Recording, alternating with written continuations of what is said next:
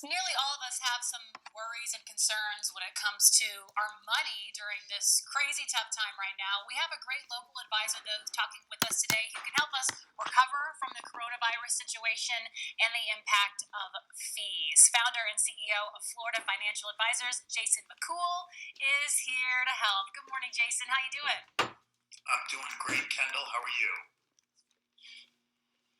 I'm doing okay. I'm glad we're doing this segment because this is one of my first ideas that came up when we all started quarantining. I know many have a lot of questions, and we're going to get to some of the big ones today.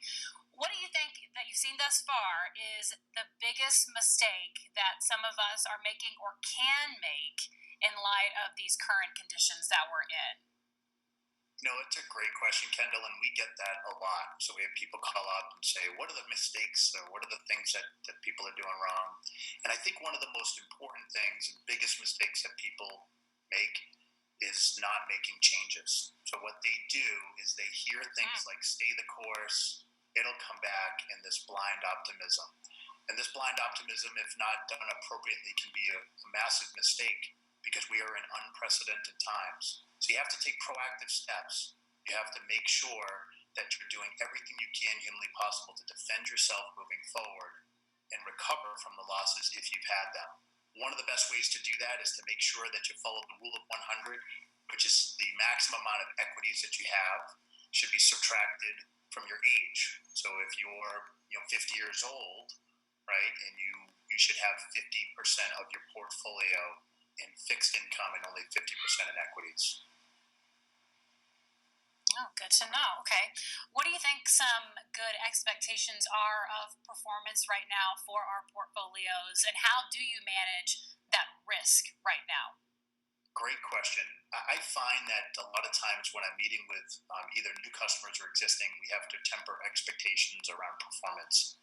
As you can see from this chart with the sample allocations that are up on the screen, 100% stock portfolio, if I had asked you, Kendall, what do you think the 20-year rate of return of your 100% stock portfolio would be, what might you tell me? Rate of return? Average annual 10%. Rate of return, yes. Right, so a lot of people say that. Well, as you can see in the screen, in the last 20 years, as of 12/31/2019, and this would take into consideration that we haven't had the pandemic and the coronavirus, the average 20-year rate of return was 5.94%. And the worst rate of return in one given year was negative 37.95, with the best being 38.37. There is a blind expectation of what returns are and the realism of what is actually taking place. And if you go down this strategy, you can see the less risk you take actually in a lot of instances gives you more portfolio performance. Okay. We're running out of time. We have about less than a minute left, but let me ask you this. What impact do fees that an advisor charges have on a client portfolio? Yeah, what we find in the business is that most financial advisory firms just simply overcharge for the value that they actually give to their clients, particularly if a stock portfolio over 20 years has done 5.95. We find that people are paying upwards of 1.5%. As you can see here on this 20-year chart, if you had a $250,000 investment and you had a 20-year time frame with an 8% rate of return and you paid 1.5% in fees, you have lost $294,201 in fees, or 25% of your investment. So the reality of it is that the advisor made more money over 20 years than you did. So it's important that you actually cut those fees in half or find ways to discount them for sure.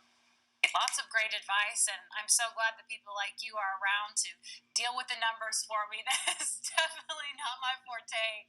We need to have a call for sure. Thank you, Jason, for your time this morning. I appreciate it. Thank you very much, Kindall. Everybody at home, you can get a lot more information. I know you probably have a lot more questions. Get some help by going to FloridaFA.com.